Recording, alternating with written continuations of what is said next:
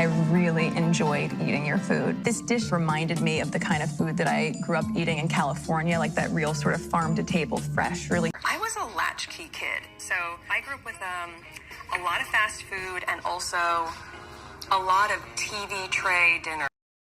Unfortunately, Meghan has never been authentic. She has to think about everything. She's not spontaneous. Everything she says is pre-planned and rehearsed. It makes me laugh because I know all her looks and expressions. I know when she's faking it for the cameras. She's trying so hard to be perfect that she tenses up every time the camera is on her.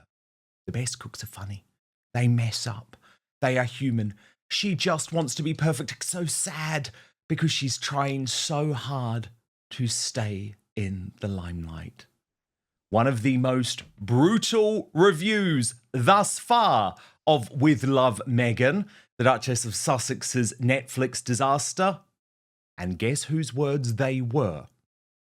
Her own father, Thomas Markle, who has provided a scathing analysis, including revealing the multitude of lies in the Netflix series. And we're going to get into some of those today with Brittany, editor of the Royal News Network. I mean, Thomas Markle is completely right, isn't he, Brittany? However, it is still quite brutal. This is his daughter that he is critiquing. However, the thing that he is particularly annoyed about is the fact that Meghan has tried to paint her childhood as some sort of latchkey kid. And he does say, look, occasionally we did eat TV dinners because he was working two very successful big Hollywood jobs. But he says, Brittany, that they would eat out at least 3 times a week. And far from growing up on fast food, Meghan's favourite restaurant was Musso and Frank in Hollywood, a very expensive eatery, which has been around since 1990. Stars who used to eat there include Frank Sinatra, Bing Crosby, Marilyn Monroe. So, Brittany, yet again, Thomas Markle has exposed the big fat lies from his daughter. Well, Dan, for sure. Meghan has constantly tried, I think, to reframe her childhood as some sort of great struggle that she was in somehow like a bad area of Los Angeles and that she had everything was a bit challenging. And she had to go to the old spaghetti factory. She mentioned this in a letter to one of our, I think, senators or something. The old spaghetti factory is a pretty nice restaurant. It's a chain, but the food dishes there are pretty expensive. And so she is totally trying to reframe everything in order to fit a specific agenda. And I'm always curious, how many versions of her childhood did she tell Prince Harry at this point? Because I've always been under the conclusion, you could say, or the assumption that the reason Meghan Markle did not want Prince Harry to meet her father is that he would not go along with her narrative about her childhood struggles. Because, I mean, she went to private school. She had, I think, a fantastic childhood in many ways and was well taken care of. But now she sort of, denigrates her father and says, oh, no, wasn't that great or what have you, when it was actually quite good. She led an upper middle class lifestyle, but I don't think that is a story she has told her husband in the slightest. No, of course not. By the way, we are looking at new pictures of the husband, the hair-challenged husband, the follicle-challenged husband, Prince Harry, who was at the 1805 Rock for Responders benefits at the Granada Theatre in Santa Barbara, California. Meghan seems to have moved on, doesn't she? Not too bothered anymore about the first responders, Brittany, and the Californian wildfire. She only was really interested when the disaster tourism was going to get her in the front page. Instead, we got this video from her, which she described as Sweet Pea Sunday. So even though the series is out, Brittany, there's still a lot more Meghan Markle to come.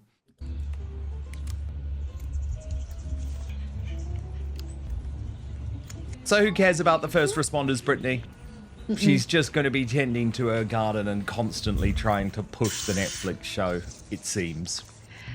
I mean, I saw this video and I thought, oh my gosh, how dull. She really is quite dull and boring in many ways. This is not exciting. It is not interesting at all.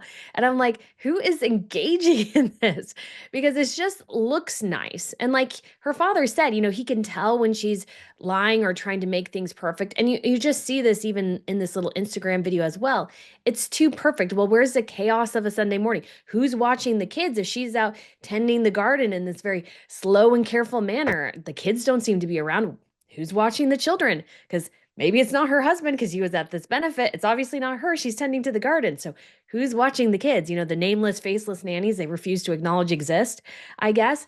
But I find her whole setup, company, the show, everything just so incredibly dull. We keep being told how successful and ambitious and amazing Meghan Markle is, and I never see it on screen. I just never ever see it on screen. No, indeed. And look, Thomas Markle says, we lived in a great area. This is in an interview, by the way, with the Mail on Sunday, Brittany. We lived in a great area, which was packed with restaurants. We ate out all the time. At weekends when I wasn't working, I'd take her to a dance class and then invite her and all her friends out for a meal. And he was particularly withering about Meghan's love of vast fruit platters, saying, I don't think most people these days can afford to go out and spend $90 on fruit. She's out of touch with normal people. She puts edible flowers on everything. No one has edible flowers handy. Sending kids off to school with edible flowers on their foods is silly. Kids don't like them.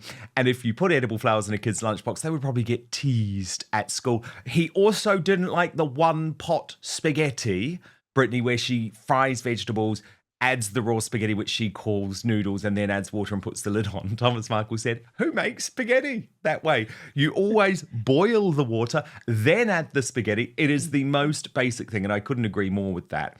But Brittany, what's brilliant is online snoops have actually been able to discover that Meghan's own words from her past, and this is what always happens, right, with a compulsive liar. Their own words from their past come back to haunt them. So look at this juxtaposition between pre-royal Meghan Markle and how she used to speak about what food she ate growing up to the lies she pumped out on With Love Meghan. I really enjoyed eating your food. This dish reminded me of the kind of food that I grew up eating in California, like that real sort of farm-to-table fresh, really. I was a latchkey kid, so I grew up with a lot of fast food and also a lot of TV tray dinner. So which Meghan are we meant to believe, Brittany? Well, I'm going to plump for the Suits star, okay, rather than the lying former royal.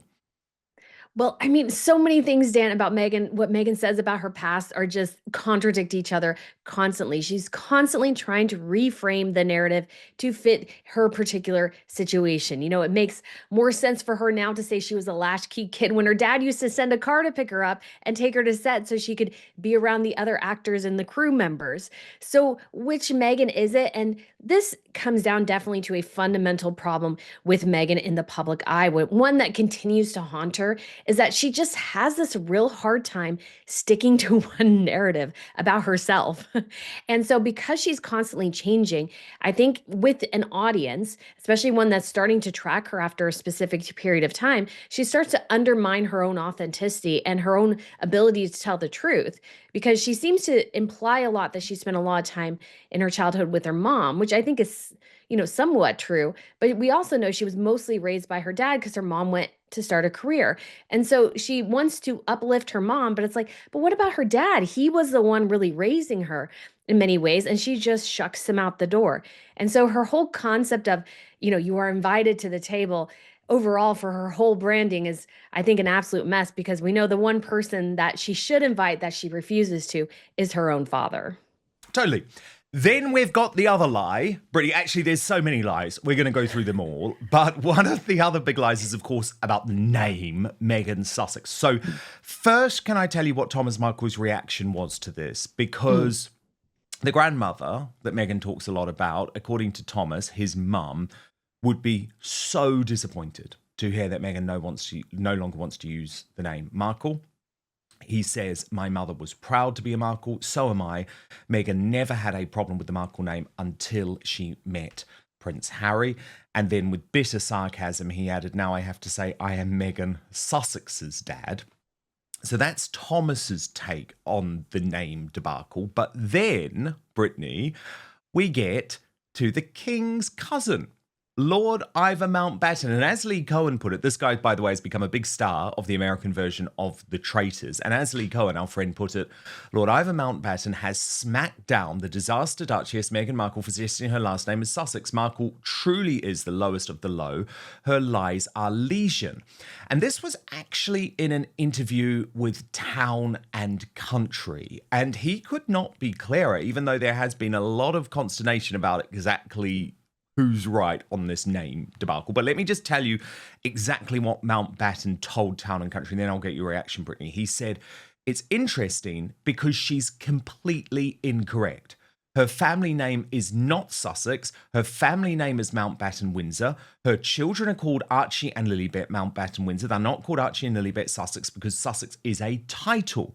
So they are the Duke and Duchess of Sussex, but actually he's Harry Mountbatten Windsor and she would be Meghan Mountbatten Windsor. And then Mountbatten called on his immediate family to further explain royal naming protocol to those of us outside of it. So this felt like quite a slap down for Meghan, especially, by the way, given I always have to remind people of this, Brittany, Town and Country is one of the few publications that remains a propagandist for the Sussexes.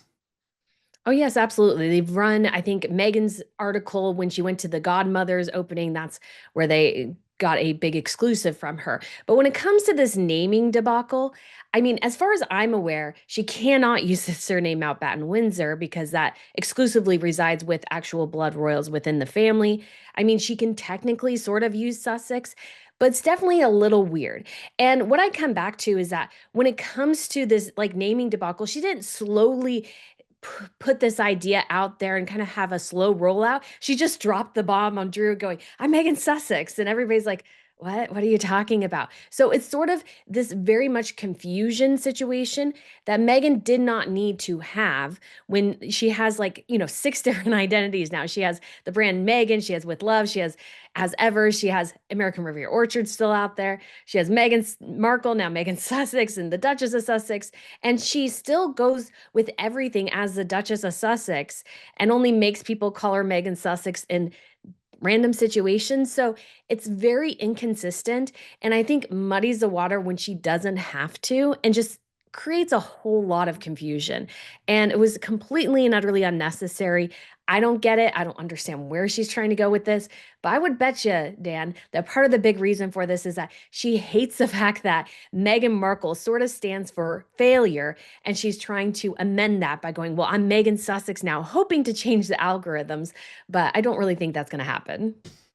Well, no, of course not, because then we get to possibly the most egregious lie of them all from the past few days. And this was how both Meghan Markle and Netflix decided to announce the renewal of With Love Meghan. So this was Markle's Instagram. But first, this episode is brought to you by Manscaped, the global leader in men's lifestyle and grooming. Every man knows the unbeatable feeling of a fresh barbershop shave. Now, what if I told you that you no longer have to wait weeks or even months between appointments to experience it? I'm introducing Manscaped's latest release, the Chairman Pro package. The all-in-one set includes everything you need to recreate the luxury of a professional shave right at home. Whether you're after that daily silky smooth finish or prefer to maintain a rugged 5 o'clock shadow, the Chairman Pro package has you covered. First up, we have the star of the show, the electric foil shaver. This isn't just any shaver. It comes with 2 interchangeable skin-safe blade heads. You have the 4-blade foil for that close, smooth shave when you're looking to go absolutely clean. And you have the skin-safe stubble trimmer for when you want to keep a bit of a rugged look. Both heads are designed with skin-safe technology to help reduce razor burn and irritation so your skin feels smooth and comfortable after every shave, reducing redness or discomfort. A standout feature that truly differentiates the Chairman Pro from the rest is Flex Adjust technology. This innovative tech ensures a superior shave by allowing both blades and the pivoting head to seamlessly adapt to the unique contours of your face and is gentle on the neck area, helping you maintain great contact with your skin at every angle. And the Chairman Pro is waterproof, so you can use it right in the shower. It simplifies the cleanup too, just a quick rinse under the sink and you're all set. It isn't just for daily shaves either. It is powerful enough to tackle up to 5-day growth, making it perfect whether you're shaving every day or just tidying up after a few days. With up to 75 minutes of runtime on a single charge, you won't have to worry about running out of juice mid-shave. It also comes with a travel lock to help keep it from accidentally powering on during travel. But that's not all. The package also includes the Power Shave Gel to get the ultimate wet shave experience. It's packed with skin-soothing ingredients that defend against redness and irritation. And to finish off, we've got the Face Shave Soother, and aftershave serum is a game changer. So you can get the Chairman Pro package today and experience a shave that is as smooth as you deserve. Head over to manscaped.com and join the over 11 million men worldwide who trust Manscaped by using the code OUTSPOKEN for 20% off and free shipping. That's www.manscaped.com using the code OUTSPOKEN. Stay on top of your grooming game and be ready for anything the season throws your way. And she says, let us remain calm or not, because I'm thrilled to share that season 2 of With Love, Meghan is coming. By the way, lettuce, she, like lettuce and then remain. So lame. I know, just awful So lame. puns, awful puns. Then, of course, it was picked up in the media who were very shocked given the reviews were so bad. Look at how the news broke on the brilliant Megyn Kelly's show. Coming in. Oh, God. This just in. Season 2 is coming. No. Yes. No. Yes. If you're loving season 1, Megyn put out on Insta, just wait till you see the fun we cooked up in season 2. Thanks for joining the party. An endless thanks to the amazing team and crew who helped bring it all to life. With love, Megyn. But I'm sorry, Brittany, this is just a complete lie. And I'm not blaming Megyn Kelly, by the way, because she didn't know the details, but I am stunned by the compliant media who have not worked out the truth here. This is not a second series. They filmed one series. It was all filmed at one time. All Netflix has done is broken up when the episodes will be released. So they're dropping it in 2 parts. Now, that is something that Netflix does every now and then with some of its big shows. The Diplomat is one that I'm thinking of. But it doesn't mean that there are 2 seasons. It's one season filmed at one time, released in 2 parts. Yes, this is exactly what is happening right now, because my understanding is that there was only even a couple weeks break between the filming of seasons 1 and quote unquote season 2, which really should be season 1.5. And so they had filmed these back to back. So they had all the material in the can. And so Netflix had 2 options, given the dismal reviews, was either to can it or to go ahead with it and just see what happens. Because Netflix has, as far as I'm aware, she's a little bit murky on the details, has invested in her company. So Netflix is very, very much wanting to get all its pennies out of Meghan Markle and Prince Harry. And the only way they're going to do that is if people buy her products from As Ever. So it does make sense for them to split it into 2, but the media framing it as a renewal, and somebody said commissioning a second season. It's like, no, they didn't commission a second season. It's already been commissioned. It's already done. They're not filming new content. Like, the content is already completed. And so her kind of framing this as, oh, a great triumph, I got season 2. That's just really not the case, because the season 2 was already done. Netflix wants its pound of flesh. And so they're just going to keep trying to get this train going. But even though I would say views for her series probably haven't been horrible, the big test here for her is going to be, can she sell products? That's going to be the huge test going forward. Well, yeah, and also I would argue, Brittany, though, too, viewing time, because that is actually the most important metric for Netflix. It's not just about getting into the chart. Now, it just snuck in. I think in the US, it snuck in at number 9 on the Netflix top 10. But I reckon it will drop very, very quickly. And what Netflix wants is people to stay tuned over a long period of time. I will be stunned when those numbers come out later in the year, if that is the case, because the show is just so boring. Most people haven't got to the last episode. But Brittany, some breaking news just in from the Mail. And this actually paints a fascinating picture about the truth of this renewal and how Netflix really feels about it. Let me take you through it. Netflix bosses are worried about dire reviews of Meghan's show, and her $100 million contract has not been renewed despite fanfare over the second season. This is Martin Robinson, their chief reporter, who writes, Meghan Markle's bosses at Netflix are worried by the grim reviews of her new show, and her own excited announcement of Series 2 does not mean the Sussex's $100 million deal has been renewed, an insider told the Daily Mail today. With Love, Meghan has dropped out of the top 10 most watched shows globally, as well as in the US and UK just 6 days after its release. It's not a runaway success, Mail Online's insider at Netflix has admitted, adding they understood that Season 2 was filmed back-to-back with Season 1 last year. And they say, a Netflix insider with links to the commercial arm of the streaming giant told the Daily Mail that the reviews have worried the bosses, especially as Netflix's partner in her As Ever brand. And a new season does not mean her Netflix contract has been renewed. And this source says, I know they filmed a lot of the shows back to back. I know they filmed all the shows back to back. So in theory, there is no second season. It's like with lots of Netflix shows, it is already in the bag at the same time as the first one. What this does is allow edits to be made to the show from feedback from press and Netflix viewers. It's clever and cost effective. So no, the overall content hasn't been renewed yet. The source added that bosses were worried about the poor reviews, especially as they are a business partner in her lifestyle brand. And they said the industry Bibles like The Hollywood Reporter and Variety are not keen on it. Netflix bosses are all worried now because they have invested a lot in the product line. They don't know how and when to roll it all out. And actually, Brittany, what's so fascinating, if you look, and we've got a bit of a compilation here, I showed it to you earlier as well. If you look at the left-wing media, it is their reviews of With Love, Meghan that is arguably the most shocking of this all. Because, of course, these are the people who she would have hoped would be in her camp, would be Team Meghan. But, the cut was absolutely brutal, for example. Or actually, let me just read a little bit of the Rolling Stone review, too, which is headlined, Meghan Markle is just a girl standing in front of fans asking them to love her.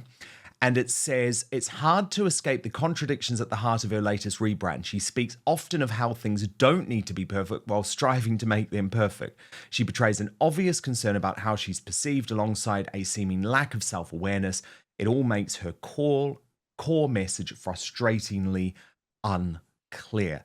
And this was perhaps the most shocking of them all, Brittany. The San Francisco Chronicle, right? So the most left-wing part of all of America, and even they have turned on Meghan, saying With Love, Meghan has all the entertainment value of a hostage video. So it's interesting and maybe good reason for Netflix to be worried, Brittany. Oh, 100%. If I was them, I would be really starting to freak out at this point, because what I think after all the negative reviews came out within the first day or two, what I think was driving a lot of the views is people seeing the reviews and thinking, it really can't be that bad, can it? And then they watched it and they're like, oh my goodness, it is that bad. So I would be incredibly worried about it at this point, because what she needed was to convert people into following her and her brand.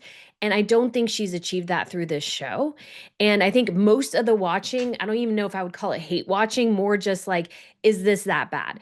And so those people, if she hasn't converted them, then who's going to buy her products? And her product offerings are very pathetic, in my opinion. We got a spread, we've got a crepe mix, we have tea, like all these things. Oh, don't forget the edible flowers.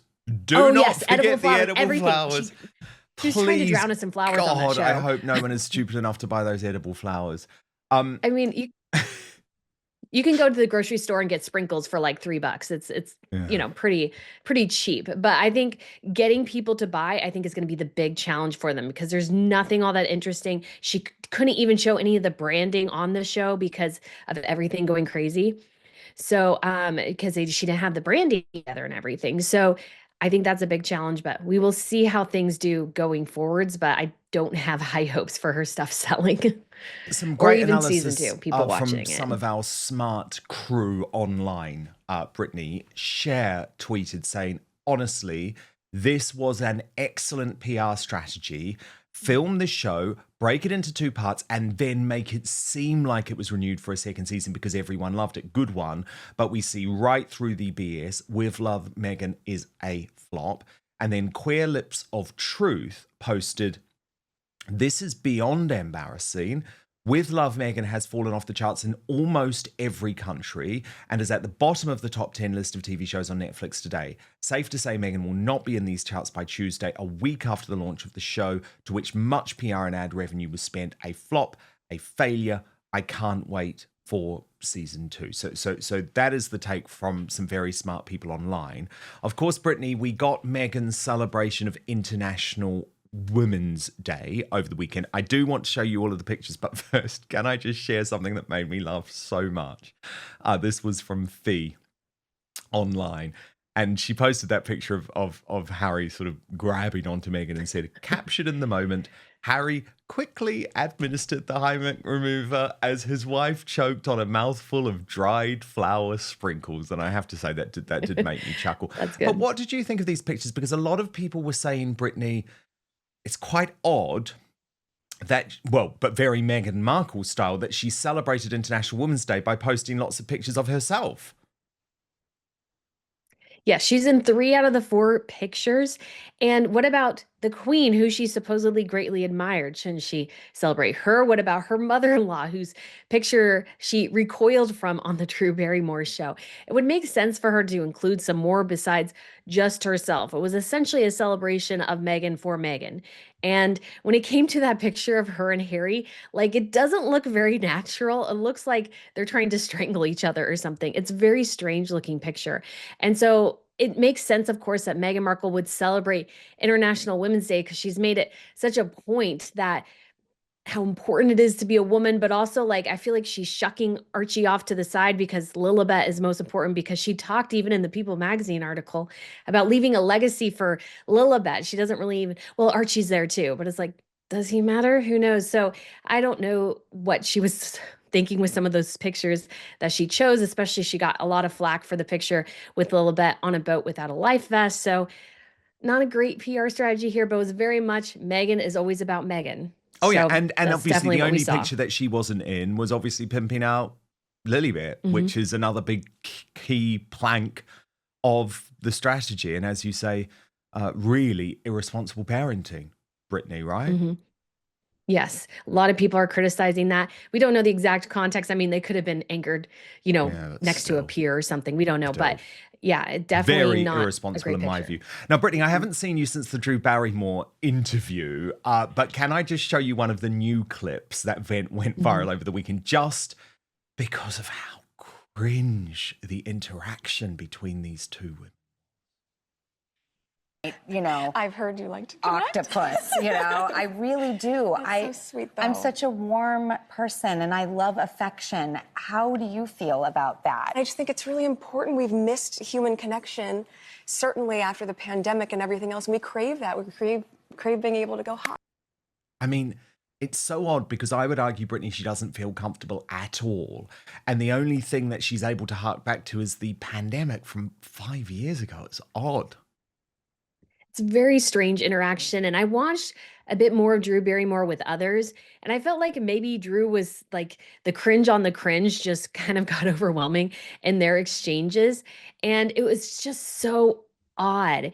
And Meghan just talking about how, oh, we haven't had human connections and stuff like that. Well, yeah, we kind of noticed that, Meghan Markle. You kind of separated your husband from his entire family. You're separated from your entire family. You dropped your best friend when she had a little bit of a social media kerfluffle. So yeah, you tend to be isolated because you isolate yourself. And there's another clip in a part on this interview that I think they actually took off because I saw it and then it disappeared. But she was talking about, as a host, it's so good to share some grace with people. And I'm like, grace? Where was that grace to your father-in-law, your father, your sister-in-law, your brother-in-law, your entire husband's extended family? Where was that grace? It was nowhere to be seen. And so I think Meghan on that show, totally uncomfortable in many ways. And she honestly came across terribly. Her cooking was kind of terrible. It was just a really bad interview. Well, she focuses on the small stuff. You're so right, Brittany, because I saw another part of that Drew Barrymore interview where she's saying, oh, it doesn't matter poor peasants if you have to get takeaways, but elevate the way that you serve them. And it's just like, stop talking about that type of thing when you have been so bad to the own people in your life. I think that is such a good point. Brittany, editor of the Royal News Network. Thank you so much for watching Dan Wootton Outspoken. Please click on my face just to the bottom left to subscribe to this brand new independent news source and turn on the notification bell so you'll be alerted to our brand new live shows, uncancelled interviews, and special royal episodes. Outspoken is also now available as a podcast, so you can listen to the show every weekday on the go, wherever you are.